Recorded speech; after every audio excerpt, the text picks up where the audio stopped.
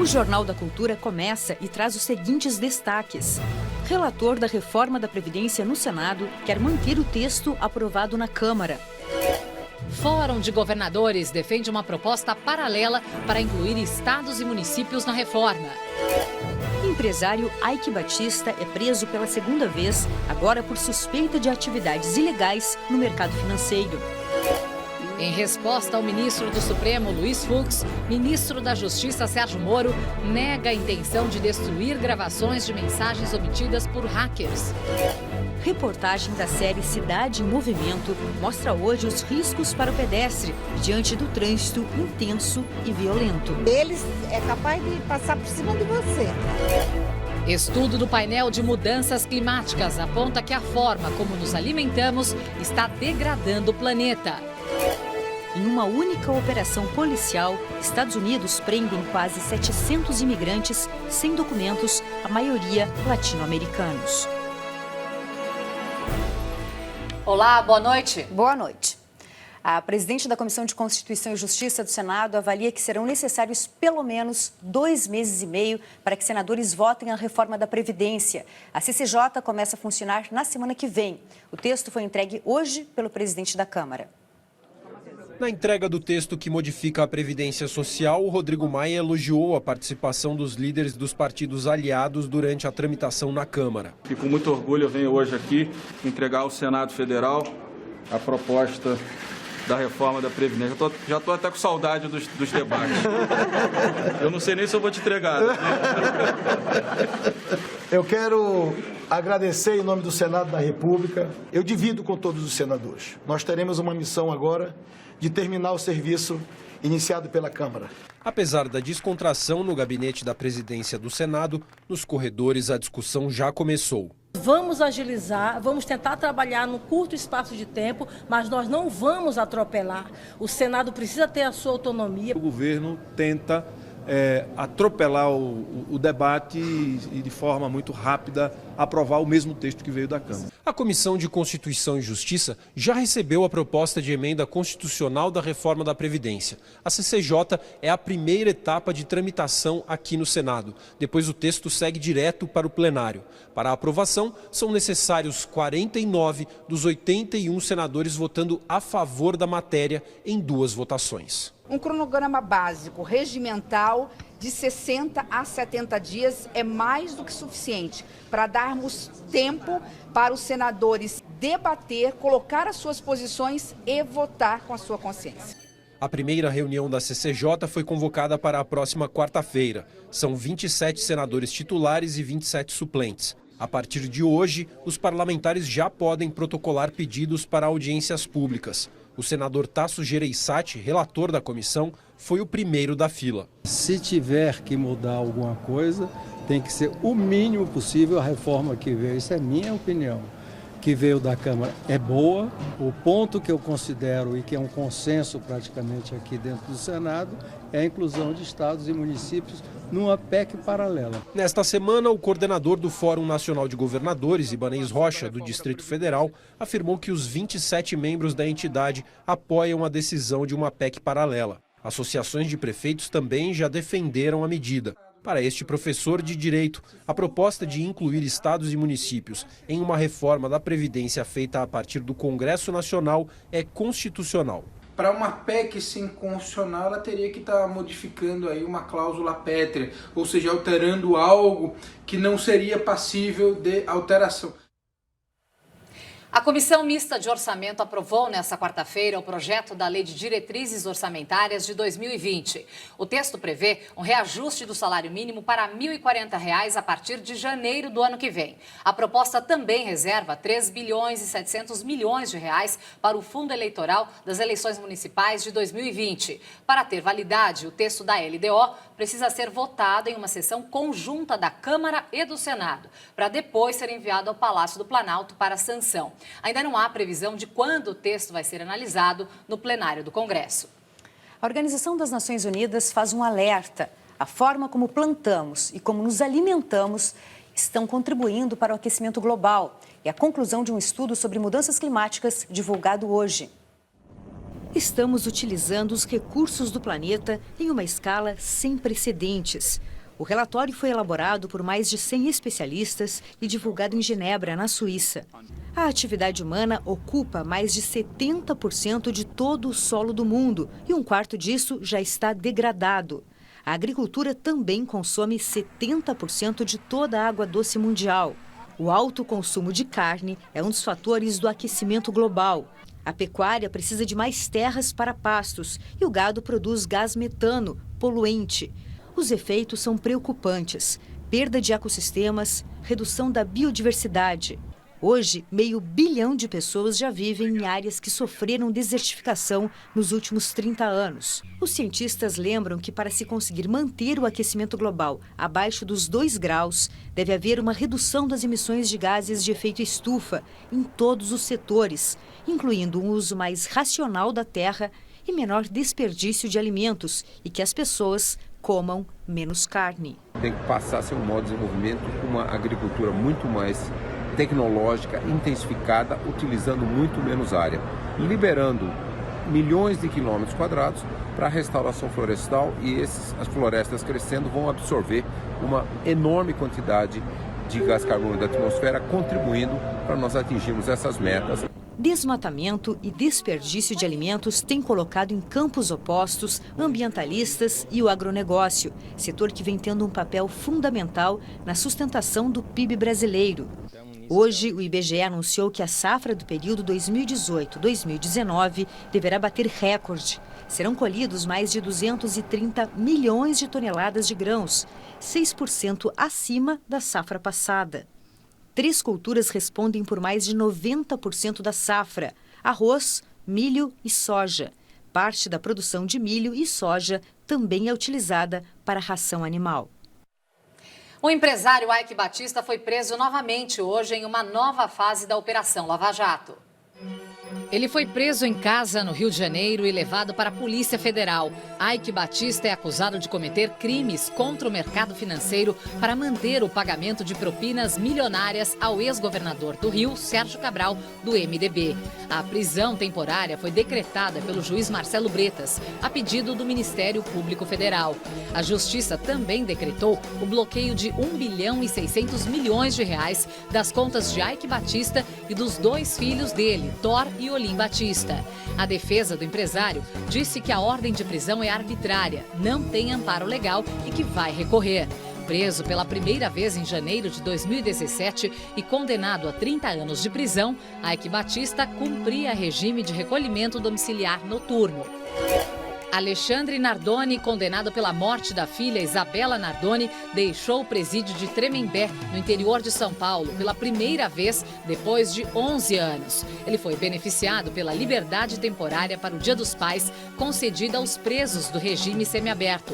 Também hoje, na penitenciária feminina de Tremembé, Ana Carolina Jatobá, mulher de Alexandre Nardoni, e Suzane von Richthofen, condenada pelo assassinato dos pais em 2002, deixaram a unidade prisional.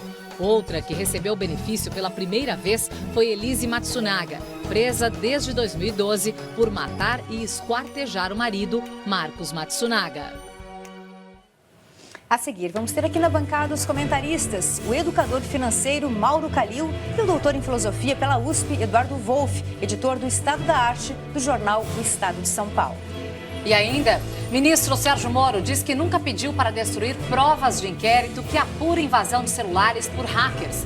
Aguarde que nós voltamos já já.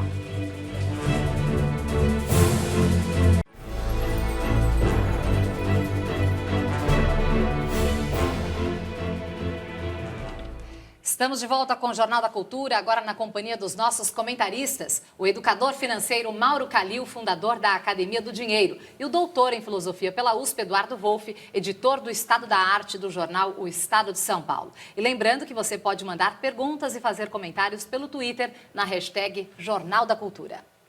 Boa noite, senhores. Boa noite, Mauro. Boa noite, Wolff. Boa noite. Obrigada pela presença. Wolff, os holofotes voltam agora para o Senado, que recebeu o texto da reforma da Previdência e também vai avalizar ou não a possível indicação de Eduardo Bolsonaro para a embaixada em Washington. Seguinte, o presidente do Senado, Davi Alcolumbre, ganha protagonismo, como ganhou o Rodrigo Maia da Câmara, e com isso poder de barganha, né? Exato, e a coisa interessante de ver é como o Senado vai conseguir mostrar que é mais autônomo do que a Câmara foi. Porque o que aconteceu? Durante o processo de aprovação na Câmara, o protagonismo de Rodrigo Maia ganhou os holofotes de tal modo que os comentaristas políticos, os jornalistas, todo mundo estava pensando que, bom, a reforma é do Congresso, a reforma é de Rodrigo Maia. Jair Bolsonaro precisou fazer um movimento de mídia, um movimento de comunicação para tentar neutralizar, em parte, esse protagonismo que o Congresso assumiu. Vários teóricos começaram, inclusive, a dizer qual é o modelo novo que está acontecendo, em que o presidente da República simplesmente diz, bom, a bola não é mais comigo, eu já enviei o projeto, vocês que aprovem. Tá? Só que isso jogava o protagonismo para Maia, como você mencionou, Ana. O que a Alcolumbre faz agora? Quer dizer, ele vai jogar como quem quer se aproximar mais do Executivo, mais da figura do presidente, mais de Jair Bolsonaro, e com isso apenas conduzir a nova aprovação, ou ele quer um protagonismo da mesma natureza que Rodrigo Maia teve e passou a ser chamado de uma espécie de primeiro-ministro, de um parlamentarismo branco? O que é curioso, porque algumas notícias durante esse início de semana já indicavam que Davi Alcolumbre estava encarregado de conduzir uma conversa com os senadores para garantir a aprovação do nome de Eduardo Bolsonaro para a embaixada em Washington, que é uma jogada profundamente equivocada do presidente Bolsonaro em todos os aspectos. Né? Se ele vai para esse lado, a gente parece que pode ler como alguém que está tentando se aproximar mais do executivo e não com tanto protagonismo independente. O protagonismo pode ser, digamos assim, associado a uma força do próprio presidente Jair Bolsonaro. Se isso não der certo, qual é a jogada de Alcolumbre? É isso que a gente vai ver agora nos próximos dias. Agora, Calil, o ministro da Economia, o Paulo Guedes, ele quer retomar a capitalização que foi rejeitada aí na reforma da Previdência. E agora, será que há chance desse projeto andar no Senado? Olha, eu espero que sim, porque a capitalização, na verdade, a gente tem uma ideia, o povo brasileiro tem uma ideia de que ele está contribuindo para a sua própria aposentadoria. E isso seria o regime de capitalização. Mas não é. Quem hoje paga, né, tem um recolhimento do INSS, na verdade, está pagando para quem já está aposentado. Então, existe uma sensação de que eu contribuo para mim, mas isso não é fato. Então, eu acho que agora é a hora de mudar o regime e de colocar as coisas, os pingos nos is, para que você contribua para a sua aposentadoria e assim por diante. Wolf, os presidentes do Senado e da Câmara estão perfeitamente afinados no coro pela reinclusão de estados e municípios em uma PEC paralela no Senado. A história é a seguinte, mesmo separada da reforma da Previdência, não significa que essa PEC paralela pela reinclusão de estados e municípios vai ter vida fácil quando voltar para a Câmara, né?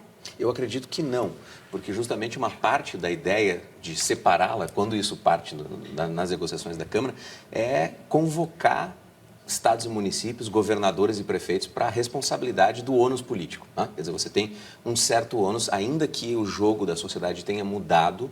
Isso ficou muito evidente na aprovação da reforma durante sua tramitação na Câmara e antes disso, em uma das últimas manifestações de rua grandes que houve antes disso, que foi justamente em defesa da agenda de Lava Jato, Jair Bolsonaro como a figura que encabeçava essa chamada, e a reforma da Previdência, quer dizer, daquelas todas que houve, foi a que mais chamou a atenção porque trazia a pauta da reforma da Previdência como uma defesa de algumas pessoas nas ruas. Era uma demanda importante de você ver como é que os prefeitos e municípios conseguem encaminhar isso. Se eles são agora chamados, convocados de novo a assumir essa responsabilidade, como é que eles vão conduzir isso? Vai ser muito interessante ver se o Congresso consegue, no jogo das casas, arbitrar a divisão do ônus político para aquela parcela da população que é eleitora e que não está disposta a bancar o que a reforma da Previdência traz. Mauro, a previsão é que o governo entregue na semana que vem a reforma tributária na Câmara. O governo vai insistir na criação de uma nova CPMF. Existe espaço para isso? Os parlamentares já disseram que não, de jeito nenhum isso vai passar no Congresso. Precisa ver como que vem a reforma, né? A CPMF nova, na verdade, ela deve vir para simplificar e substituir vários tributos. Uma coisa que aconteceu nesse ano, que é bem esquisita, é que a gente está em recessão e a carga tributária aumentou. Então, isso é algo que é notável, porque não deveria ser assim. Agora, por que isso está acontecendo? Quer dizer, a economia está parada ou praticamente parada e a carga tributária está aumentando. Porque os mecanismos de arrecadação eles estão cada vez mais eficientes. Então, hoje, qualquer motorista de aplicativo pode ter uma MEI. Então, quer dizer, eu que era totalmente autônomo, que, entre aspas, não pagava imposto para ninguém, agora, com uma MEI como motorista de aplicativo, eu vou recolher. Isso aumenta a carga tributária sem aumentar a atividade econômica, né? Então, a nossa carga tributária está em 38%, né? É um absurdo, né? O extremo limite que qualquer estudo científico mostra é de 33%. Tá? Então, isso interrompe o crescimento econômico por si só.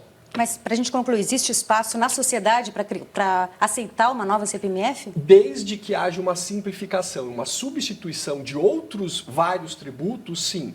Caso contrário, não. Perfeitamente. O presidente Jair Bolsonaro ainda não definiu o substituto de Raquel Dodge na Procuradoria-Geral da República, mas afirmou que os nomes estão em aberto e que não quer radicalismos. Bolsonaro almoçou com a viúva do coronel Brilhante Ustra e chamou o militar morto há 4 anos de herói nacional. O coronel Carlos Alberto Brilhante Ustra chefiou o DOI-CODE, um dos braços da repressão da ditadura militar, e foi apontado pelo relatório final da Comissão da Verdade e também reconhecido pela Justiça como torturador. Ustra morreu em 2015. Durante a votação da abertura do processo de impeachment de Dilma Rousseff, em 2016, o então deputado Jair Bolsonaro homenageou o coronel. Hoje, ao falar sobre o almoço com a viúva de Ustra, repetiu os elogios. Não tive muito contato, mas tive alguns contatos com o marido dela enquanto estava vivo. Um herói nacional que evitou que o Brasil caísse naquilo que a esquerda hoje em dia quer. Sobre o substituto de Raquel Dodge na Procuradoria-Geral da República, o presidente não deu muitas pistas sobre quem será o escolhido. O mandato dela termina no mês que vem. Ele disse que vai indicar alguém sem estrelismo nem radicalismo. Esperamos ter um procurador que trate a questão ambiental, por exemplo, sem radicalismo. O MP, eu sei que tem as suas câmaras, etc., tem muita independência também lá, mas a gente conta que com esse futuro chefe da MP trabalhe nesse sentido junto aos seus pares. Evitar da forma xiita, se tratar aqui as minorias. Bolsonaro também fez um breve comentário sobre a transferência do ex-presidente Lula para um presídio em São Paulo, suspensa pelo Supremo Tribunal Federal. Lula tem que cumprir a pena dele, no resto aí eu não tenho nada, absolutamente nada a ver com isso. Wolf, o que esse encontro do Bolsonaro com a viúva do Ustra pode significar aí, politicamente falando? Se você me permitir, Karen, eu queria apenas recuar e fazer um comentário antes da política. Quer dizer, independente dele ser o presidente da República, independente de qualquer partido ou de qualquer parcela do eleitorado que ele represente, vitorioso ou derrotado, o que existe é que há 30 anos, na sua vida pública, o Jair Bolsonaro expressa de maneira convicta, de maneira autêntica e verdadeira, o apreço por ditaduras, desde que seja do lado ideológico dele, o apreço pela violência política, o apreço pela tortura, pelo assassinato de inimigos políticos, tais como praticados durante o período da ditadura militar brasileira. E, portanto, independente dele ser presidente da República, o que se constata é que se trata de uma pessoa vil, um ser humano que está abaixo das condições mínimas de reconhecimento da humanidade do outro. Quando isso entra na política, quando nós temos alguém desta vileza, desta baixeza na política, exercendo o cargo mais alto da nação, da estrutura política do país, e quando esta pessoa tem orgulho de um notório e conhecido torturador, alguém que praticava as maiores violências físicas contra outros seres humanos, tudo que você pode dizer é que nós não temos nenhuma esperança no horizonte para melhorar um pouco do clima político do país. Que esta mesma pessoa, no mesmo dia, diga que quer da nova direção da Procuradoria-Geral da República, não quer radicalismos, isso chega a ser revoltante, chega a ser tão insultante quanto o próprio gesto de homenagear reiteradamente um torpe torturador, uma pessoa cuja vida foi dedicada a praticar a violência física contra outros seres humanos. É absolutamente indigesto ter que comentar isso. Como é que você define esse governo? É um governo reacionário na parte política e na parte ideológica, com uma agenda modernizadora na economia. A parte reacionária do governo, ela tem expressão, sobretudo, com uma parcela radicalizada do eleitorado que não necessariamente está colada na parte econômica. E isso é que é uma coisa curiosa, não é inédito Tá? Então, por exemplo, se você pegar a experiência da ditadura militar chilena, que serve, aliás, de muito serve de modelo para muitos dos ideólogos e entusiastas do governo de Jair Bolsonaro, foi isso, era uma ditadura capaz de reunir os dissidentes políticos para chaciná-los em estádios e jogá-los de helicóptero, né, pelo litoral. E, ao mesmo tempo, foi capaz de fazer uma implementação de um programa econômico muito eficaz. Né? Então, de um lado, você tem isso. Talvez o único diferencial seja que, além de reacionários e inclinados pessoalmente, talvez não sejam capazes de praticar isso, porque nós temos instituições ainda que são capazes de freá-los. Mas o que nós temos é que talvez a única novidade é que eles são, sobretudo na figura do presidente e do seu entorno mais próximo, caricatos, o que Pinochet não era de modo algum. Agora, Calil, o Bolsonaro tem conversado aí com possíveis nomes à sucessão no comando da Procuradoria-Geral da República. Já existe um nome mais forte? Você tem uma opinião de qual perfil o presidente está buscando para esse cargo? Não, eu acredito no que ele falou, de um perfil mais moderado, com menos vieses ideológicos de esquerda, né? E para desembaraçar algumas coisas. Tá? Então, por exemplo, a questão de agricultura, etc. e tal. A gente não pode esquecer, quer dizer, uma outra pauta aqui que foi, né, a saidinha, né, de Dia dos Pais de pessoas que mataram seus filhos, pessoa que matou o seu pai. Pode ser lei, mas é revoltante, não é? Então, isso é outro extremo. Né? A gente precisa encontrar o meio disso. Eu espero que qualquer nome que seja indicado traga esse bom senso de volta para o Brasil. Vamos seguir aqui com uma outra informação. O ministro da Justiça e Segurança Pública, Sérgio Moro, afirmou em documento enviado ao Supremo Tribunal Federal que não vai destruir as provas obtidas com os 4 hackers presos em Brasília. Segundo o ministro, houve um mal-entendido. A declaração responde a um questionamento feito pelo ministro Luiz Fux. Moro teria dito que as mensagens seriam descartadas para não devassar a intimidade de ninguém. A própria Polícia Federal havia prometido preservar as supostas provas. E hoje o ministro Sérgio Moro pediu à Procuradoria-Geral da República que investigue o presidente da Ordem dos Advogados do Brasil, Felipe Santa Cruz, por suposta calúnia. Em entrevista à repórter Mônica Bergamo, Santa Cruz teria dito que Moro usa o cargo para aniquilar os poderes da Polícia Federal. Felipe Santa Cruz informou que aguarda a ação para poder se posicionar. Hoje, na série Cidade em Movimento, o tema é o desrespeito de muitos motoristas em relação aos pedestres. Aqui em São Paulo, houve uma redução no número de acidentes com mortes, mesmo em um cenário de barbeiragens no trânsito. A reportagem especial é de Vanessa Lorenzini.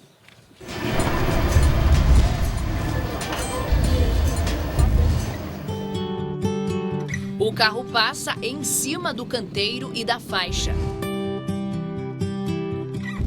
Quando o semáforo abre, o pedestre precisa acelerar. É só parar em qualquer esquina da cidade que os flagrantes se multiplicam. 6 em cada 10 pedestres reclamam da falta de segurança. Os maiores medos, a ausência de faixa ou semáforo de pedestre, desrespeito dos motoristas e alta velocidade dos carros nas ruas. O farol às vezes está fechado para os carros abertos para a gente. E a população vai atravessar e o carro vem em alta velocidade. No ano passado, 349 pedestres perderam a vida no trânsito em São Paulo, praticamente 1 por dia. A Avenida Aricanduva, na zona leste de São Paulo, está no ranking de vias com mais acidentes fatais. E eles é capaz de passar por cima de você. Não tem para quem reclamar, né? Fazer o quê? Como pedestre, como é que eu vou passar ali? Desrespeito aí, ó, que aí fica parando fora da faixa aí, ó. Aí você tem que dar a volta para depois estar indo. Apesar de ainda alto, o índice de mortalidade dos pedestres caiu pela metade nos últimos 10 anos. A meta é chegar em 2020 atingindo 6 mortes por 100 mil habitantes e em 2028 a metade, 3 mortes por 100 mil habitantes. Para melhorar a mobilidade e a segurança dos pedestres, São Paulo criou áreas calmas, onde a velocidade regulamentada foi reduzida. Dentro dessas áreas, a gente está propondo medidas de acalmamento de tráfego, como travessias elevadas, avanços de calçada, mini rotatórias, chincanas, que são esses elementos que moderam a velocidade veicular, porque essas áreas vão ficar a 30 km por hora. Segundo a CET, há estudos para melhorar a sinalização e também adequar os semáforos. Hoje em dia, em muitas vias da cidade, para fazer a travessia completa, é preciso que o pedestre tenha um belo condicionamento físico. Muita gente acaba ficando para trás. Segundo dados da Prefeitura, em 2018 foram aplicadas 133.491 multas em desrespeito ao pedestre. Hoje, a maioria, 55% das multas aplicadas pela CET em 2018 na cidade de São Paulo pelos agentes de trânsito foram multas relacionadas à fluidez de estacionamento, que é rodízio, zona azul, né, que não mata ninguém. Numa cidade séria, esse índice de multas aplicadas a infrações de risco teria que ser mais de 90%. Uma das ações que ele propõe é fiscalização intensa por toda a cidade. A fiscalização ser feita de forma aleatória, distribuída geograficamente por toda a cidade, 24 horas por dia e 7 dias por semana. Como é que você faz isso? Simples. Você pega o número de agentes que você pode utilizar, junta com a Polícia Militar e você monta equipes que percorreriam toda a cidade dia e noite. Fiscalizar e educar, não só o condutor, mas também o pedestre. O ponto fundamental é falta educação de trânsito. Falta educação de trânsito de qualidade para todos os agentes que interagem nesta questão da mobilidade urbana. Punição já se sabe que não leva à educação, leva a outra coisa, leva à revolta. Toda vez que eu sou punido por um comportamento que eu não fui ensinado anteriormente, eu me revolto com ele e passo a não obedecer ainda mais.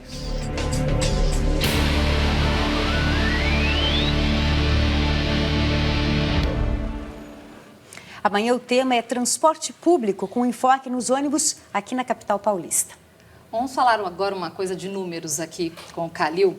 A indústria automobilística gera muito emprego e o governo arrecada impostos aí com a venda de carros, né? Como que a gente consegue quebrar essa equação, mesmo diante das questões ambientais, por exemplo? Bom, na verdade, o transporte de massa, ele sempre foi e sempre será muito mais eficiente para 80% do nosso deslocamento em cidades, né? No ambiente urbano. Por quê? Porque a gente tem uma rotina, a gente vai de casa para o trabalho para casa, naquele horário de sempre, ok? Então, houve uma política, desde o pós-guerra, né, de colocar, justamente por conta da arrecadação de impostos, né, de colocar as pessoas em transportes individuais. E aí vem toda uma questão de marketing, vem toda uma questão de você ter um status por ter veículo, etc, etc, etc. E isso também, por sinal, né, encheu as nossas cidades, acabou com a mobilidade e empobreceu o cidadão. Sim. Né? Por quê? Porque ele gasta muito com o transporte e deixa aquilo que a gente fala em economia de custo de oportunidade, né? Aquele dinheiro que eu coloco para o meu carro, que só desvaloriza, eu poderia ter investido e estar valorizando, inclusive pagando a sua própria aposentadoria. Uhum.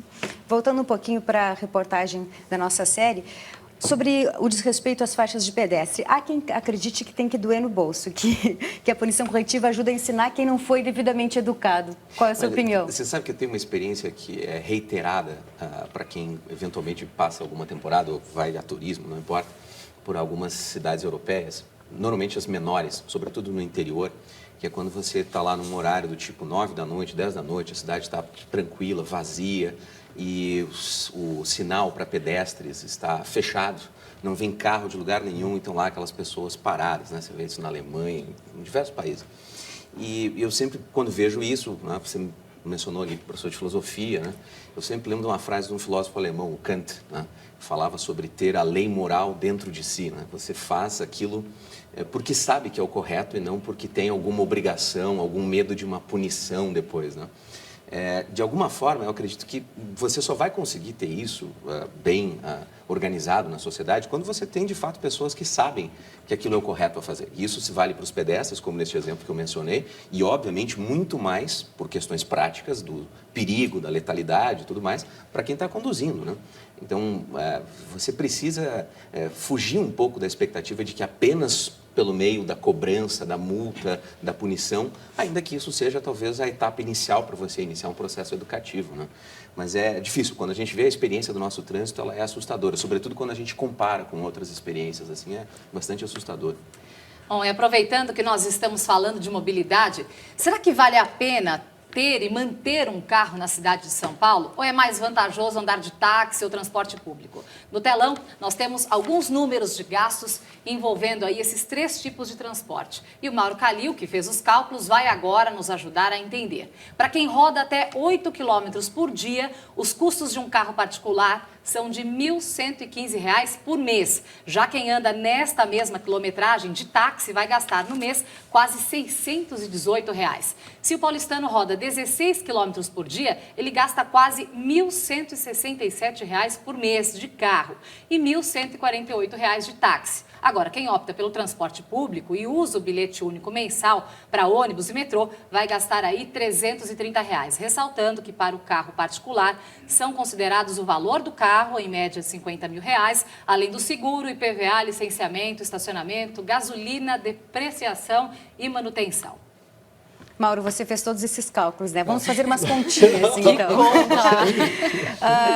Você fez esses cálculos com gastos, com o paulistano rodando 16 km por dia. Me atrapalhei um pouquinho, mas é isso. Com o paulistano rodando 16 km por dia. E para quem roda mais do que isso? Bom, então, o que vale a pena? Carro ou... Tem uma conta mágica, tá? Que ela vale para praticamente todas as capitais do Brasil. Você vai 8 km e volta 8 km, os 16, é o limite. A partir daí, né, vale a pena ter um veículo próprio. Se você anda até 8 km para ir, até 8 km para voltar, pensa em ou andar com aplicativos ou andar com um táxi, tá? Porque você vai ter um conforto, você consegue trabalhar, produzir, não tem o estresse de ficar dirigindo, não vai tomar multa, não vai parar em cima de faixa, etc e tal. Então, quer dizer, tem grandes vantagens. Nessa conta, obviamente, eu não coloquei nenhuma multa, né? O motorista exemplar. Então, realmente, você, financeiramente falando, vale a pena, sim, você trocar o carro por táxi. E aí você tem benefícios adicionais, como o estresse, né? Como você não ter que se preocupar com documentação, etc. e outras coisas.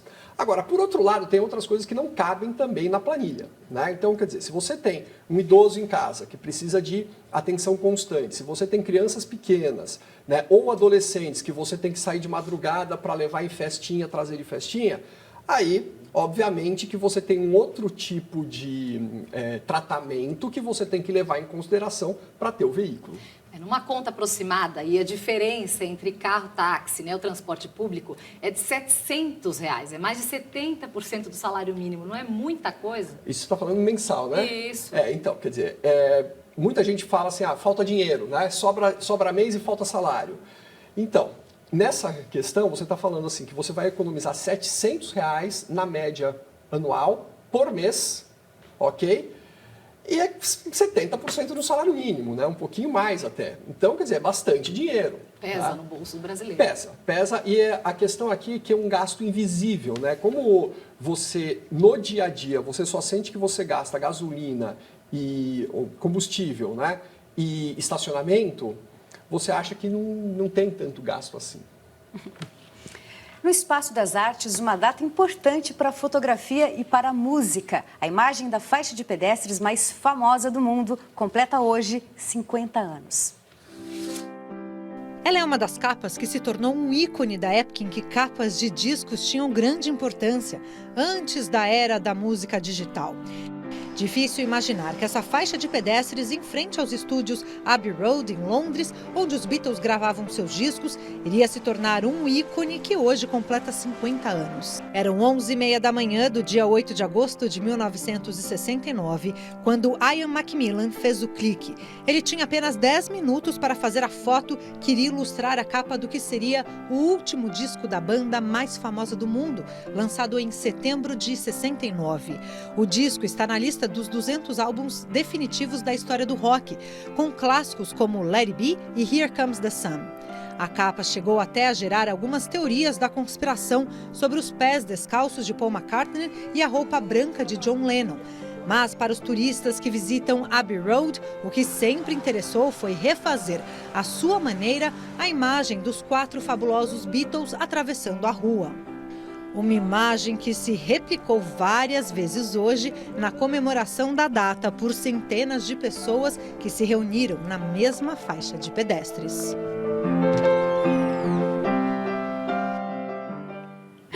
Faixa de pedestres que todo mundo quer parar, né? Exato.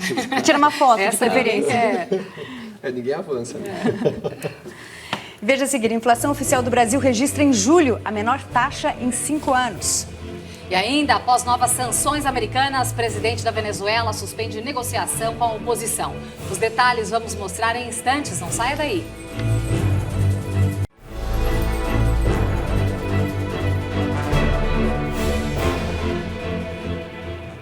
Com a proposta de modernizar o sistema financeiro por meio da tecnologia, o número de fintechs aumentou no Brasil.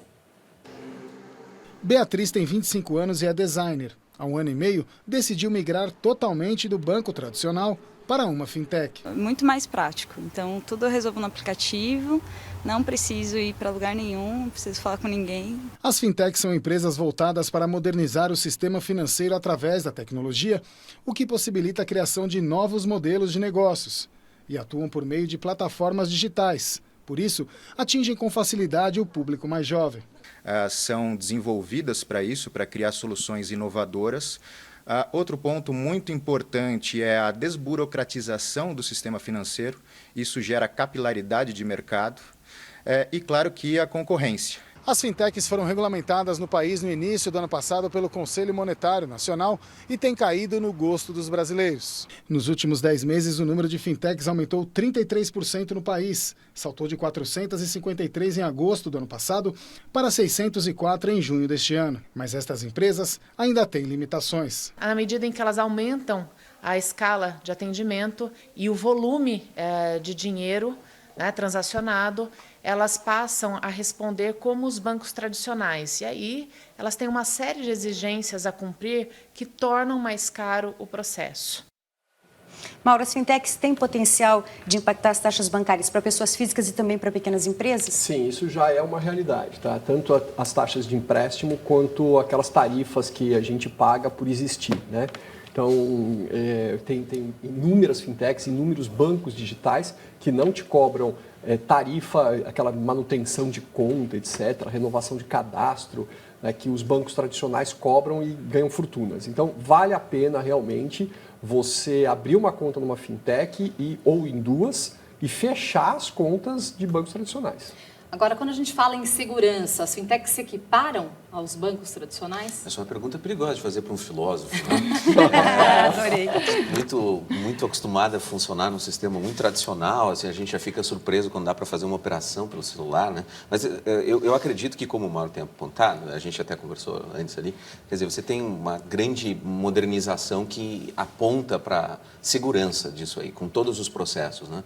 E vai ter outras coisas para além das fintechs, você vai ter novas modalidades, eu acho que vão ser bastante eficazes. Agora, não posso deixar de fazer essa provocação. Eu acho que desde Tales de Mileto, que vocês todos conhecem, pelo menos dos tempos de estudos colegiais, lá como um dos pré-socráticos, fundador da filosofia e tal, lá no mundo da Grécia, antes de Aristóteles e Platão, desde Tales, que nenhum filósofo ganha muito dinheiro, né? Você sabe que Tales conseguiu ganhar com a previsão de que uma certa colheita poderia ser feita muito favoravelmente, porque ele fez um cálculo para prever lá uma boa colheita, alugou lá os terrenos, né, arrendou os terrenos, preparou lá a terreno dos olivais e tal, e conseguiu ganhar muito dinheiro depois para provar que os filósofos eram capazes de ganhar dinheiro. Desde essa jogada do Tales, há 2.500 anos, nenhum outro filósofo ganhou muito dinheiro, então é bom ficar com a opinião do Mauro. Então foi o primeiro especulador da Foi o primeiro especulador. Não, isso você encontra facilmente, além do Aristóteles mencionar esse episódio, né, nos comentários, você encontra facilmente na internet isso como um episódio do tipo assim, o filósofo que foi o primeiro especulador e tal. Né? Mauro, o aumento no número de fintechs pode forçar, eu acho que essa é a grande questão, pode forçar a queda dos juros praticados pelos 5 grandes bancos de varejo do país? Não, a verdade é que os 5 grandes bancos de varejo do Brasil, tá, eles têm 95% da população bancarizada. E aqui vai uma crítica bastante séria ao CAD, né? Isso é um oligopólio. Né? Se nós tivéssemos 95% da distribuição de comida no Brasil em 5 supermercados, com certeza o CAD já teria atuado. Esse é um ponto, posso dar um pitaco, esse é um ponto muito interessante, dá para fazer uma comparação, o Mauro deve lembrar disso, vocês todos também. A partir do Plano Real, 94 para 95, você tem uma grande entrada da população na formalidade com conta bancária e lidando com o dinheiro de maneira um pouco mais ordenada. Sim. O Plano Real foi muito importante para isso, né? Essa concentração a que o Mauro faz referência tem potencial, caso ela seja quebrada, ela tem potencial para gerar uma nova entrada da ordem da que o Plano Real fez lá há 25 anos. Tá? Porque justamente você conseguiria ofertar para muito mais gente, muito mais barata e com muito mais agilidade, com a capacidade de controle muito mais direto, o acesso ao seu dinheiro de maneira organizada, ordenada por um banco, só que sem as burocracias todas que um banco tradicional tem. Eu concordo. Agora, existe hoje um grande esforço aí para que esses bancos tradicionais se tornem mais digitais. Você acha que essa migração pode acontecer rapidamente agora? Na verdade, eles já se tornaram bastante mais digitais e essa digitalização é que levou, inclusive, ao surgimento das fintechs. E o sonho de todo fintequeiro, né, vamos dizer assim, o empreendedor de uma fintech, é fazer a sua fintech crescer e vender para um grande banco. Né? Então, aí já está acontecendo. Já acontece, né? E ele fica bilionário, né, como alguém do Vale do Silício, etc.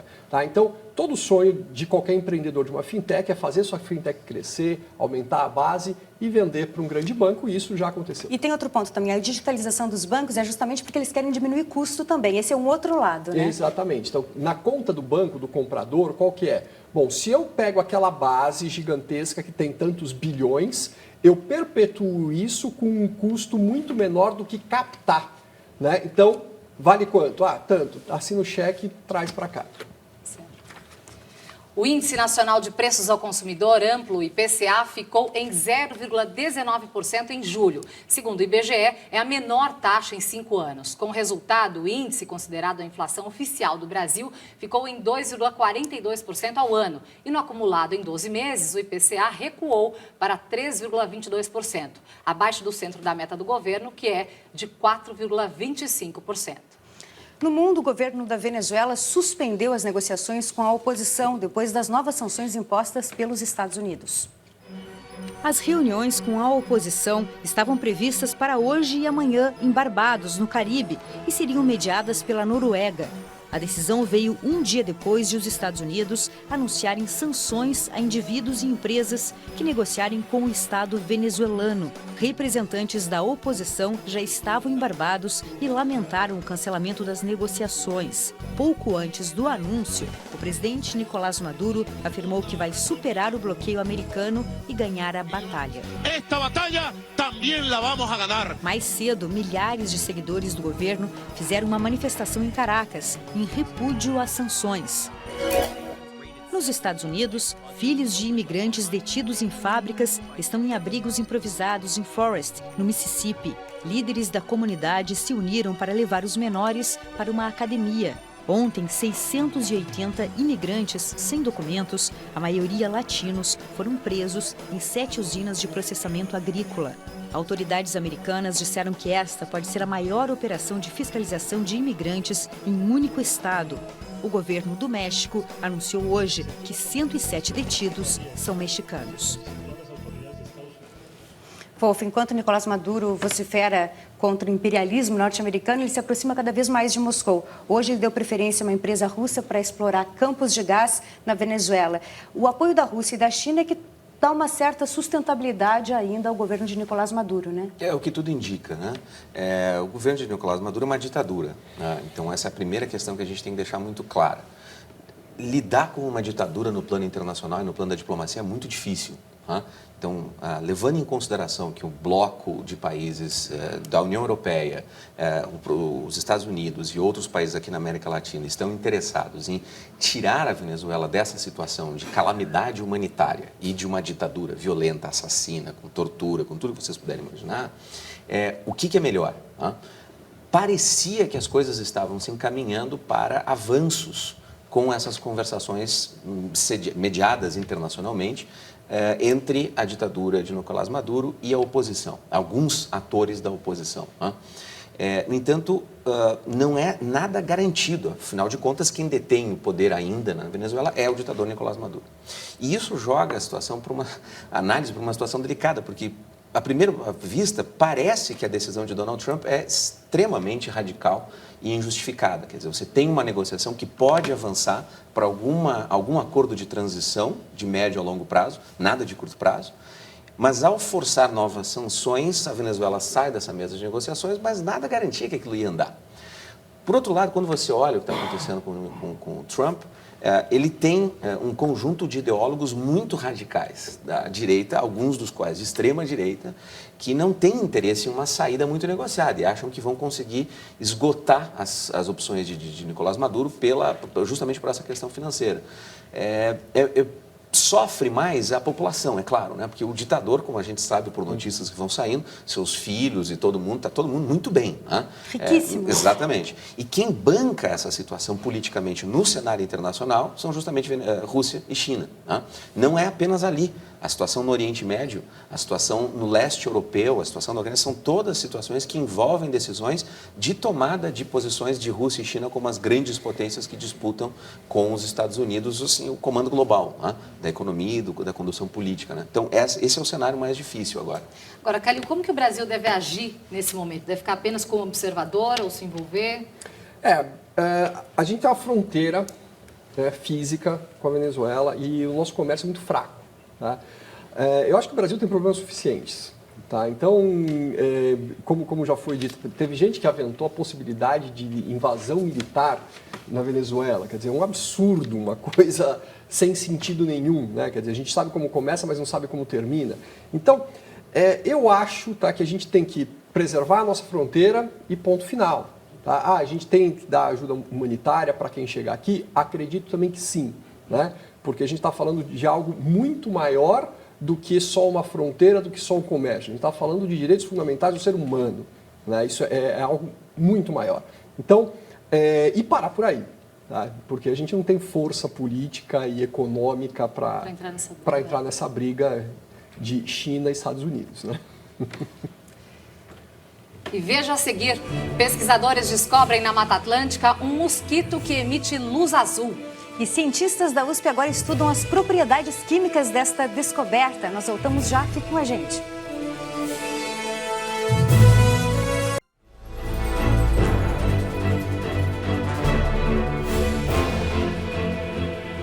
Cientistas do Instituto de Pesquisas da Biodiversidade, do Instituto de Química da USP e da Universidade Federal de São Carlos fizeram uma descoberta rara na América Latina. Encontraram larvas de mosquitos que emitem luz. Agora os pesquisadores estudam como utilizar o organismo na medicina e em outras áreas.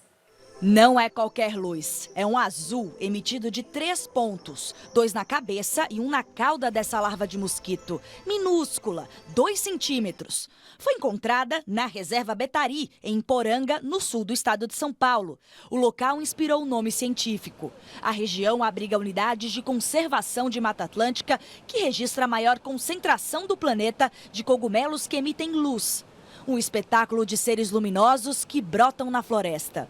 Da descoberta até a catalogação da espécie e publicação em um dos maiores jornais científicos do mundo, demorou pouco mais de 1 ano. E quanto mais a pesquisa se aprofundava, a importância do achado tomou proporções globais. O Brasil é o país da megadiversidade e a gente não consegue avaliar o potencial que essa diversidade biológica tem. E na medida em que você coloca pesquisadores dedicados a estudar uma determinada região da floresta, você começa dia a dia a descobrir espécies novas.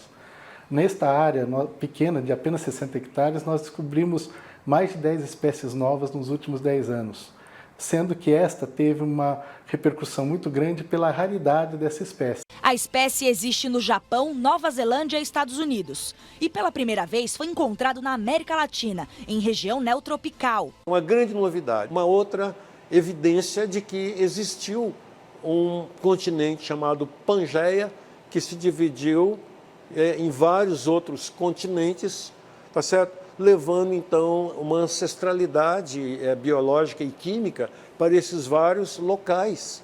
A fórmula e a estrutura da substância responsável pela emissão da luz azul, nenhum país descobriu ainda. Mas o Brasil está bem perto. Nos laboratórios de bioquímica da USP, aqui em São Paulo, e da UFSCar, lá em Sorocaba, os pesquisadores estão perto de desvendar uma forma de utilizar essa substância para marcar células cancerígenas e, assim, contribuir no tratamento do câncer.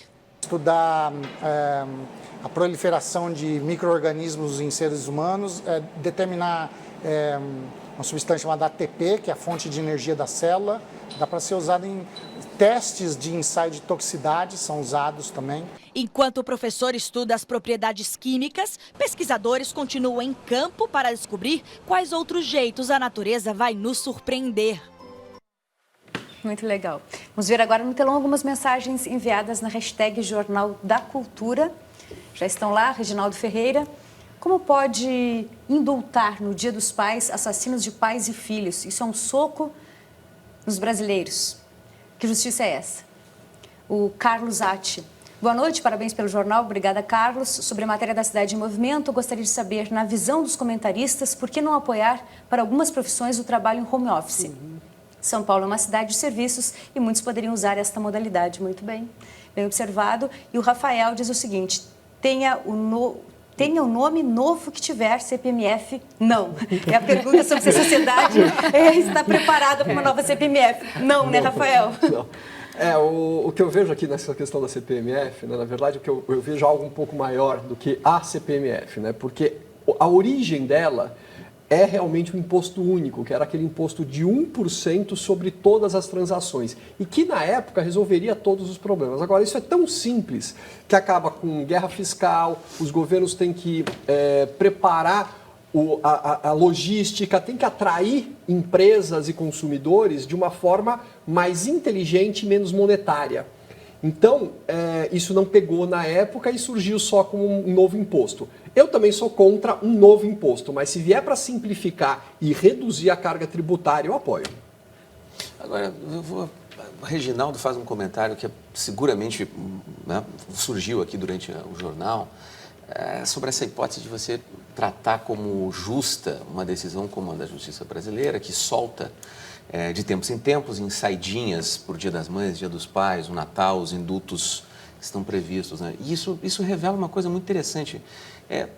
Nem tudo o que é legal cobre o nosso senso de justiça, cobre o nosso sentimento independente do que está escrito na lei. E isso é uma coisa que a gente tem que pensar mais, a gente tem que refletir para entender que existem esferas da nossa experiência moral, coisas que nós julgamos justas e injustas, certas e erradas, que não necessariamente têm uma tradução em lei. E como é que a gente faz para, digamos assim, diminuir o abismo entre uma coisa e outra? Porque a lei tem uma característica, isso não é da nossa Constituição, isso é da natureza de ser uma lei. Ela precisa ser geral e, ao mesmo tempo, ela tem que dar conta de casos particulares, né? E, obviamente, não há como ter uma lei que dê conta de todas as particularidades possíveis para todas as situações. Então, por exemplo, seguramente a gente ficaria tranquilo com a ideia de que um preso que teve bom comportamento e tal, tem uma certa progressão, ele ganha o direito ao indulto do Dia dos Pais ou do Dia das Mães lá e tal. Mas aí você vê o caso específico e descobre, mas ele matou a filha. E aí você diz, não, aqui tem... Né? Só que você não pode ter uma lei específica para dizer o que cometeu este crime não pode.